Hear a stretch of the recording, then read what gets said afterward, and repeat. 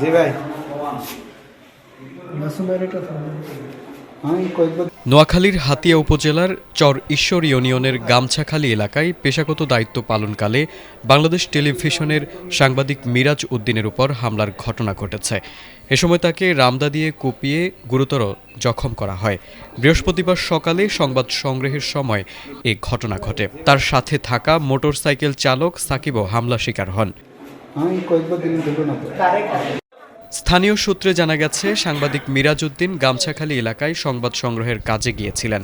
সেখানে ওত পেতে থাকা একদল অতর্কিতভাবে তার উপর হামলা চালায়। হামলায় সাংবাদিক মিরাজ উদ্দিনের শরীরের বিভিন্ন অংশে রামদার কোপ ও আঘাতের চিহ্ন রয়েছে। গুরুতর আহত অবস্থায় তাকে উদ্ধার করে হাসপাতালে ভর্তি করা হয়েছে।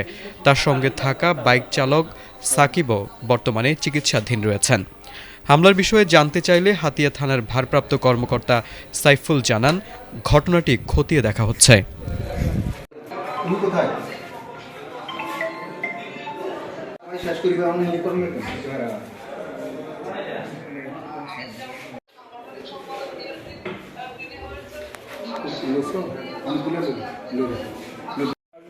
জি ভাই।